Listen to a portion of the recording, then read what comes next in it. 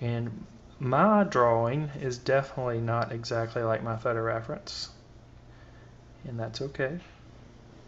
A little bit. I'm not going to put a whole lot of material down there yet. One thing I've always struggled with watercolor is making areas dark, is so that the water that we add to the surface doesn't buckle the paper and change the integrity of our drawing here.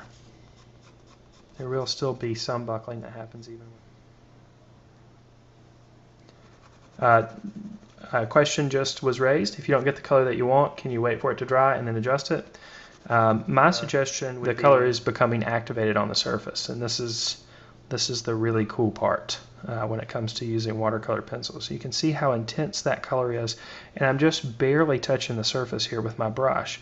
Now what I'm going to do is I'm going to spread those colors work with this. I'm not going to try to pull this color over the top of that petal. I'm going to try to create that contrast that's happening there by working the colors that are underneath it. I'm pulling out the color in a manner that kind of mimics the marks that I made when I first applied the material to the surface. So we kind of want to create those contour lines that exist as well. Top of the black lines, and you will see areas where the lines become less intense in color and there's less contrast. And that might be something that you're going after. So again, it's a personal preference. For me, I like that they both kind of have a, it's hard to describe, I don't want to say powdery or pigment base, but they all kind of have a similar integrity when it comes to the process until I have a transition that I'm a little bit more happy with.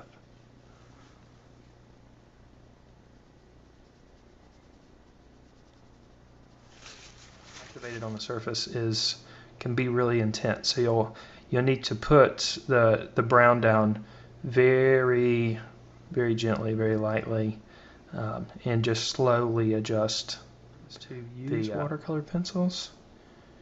And they're well known for that medium. I don't really know many of them out there. I'm sure they exist. I just don't know. It's still a green. We'll go ahead and pull that down. Pull that down as well. Yellow area right underneath there, and I think that's going to make that just a little bit more natural when we activate it. And again, over here in this area, there's just it's not necessarily a lemon yellow that happens on there.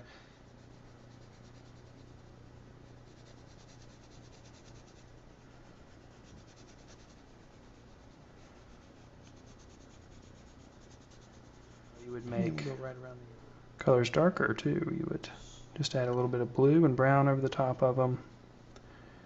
That'll do the trick.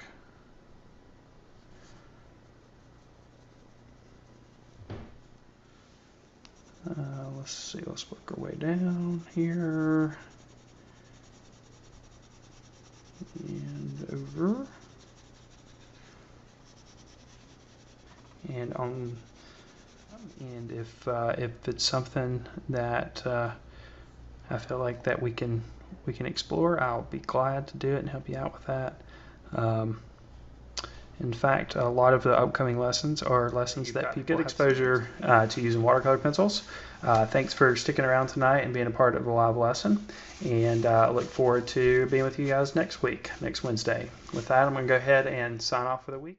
Don't forget to visit thevirtualinstructor.com, where you can find over 200 free videos and tutorials like this one.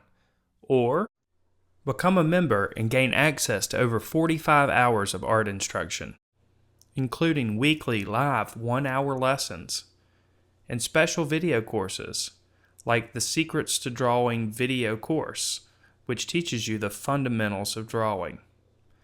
To become a member, just visit thevirtualinstructor.com/members and subscribe today.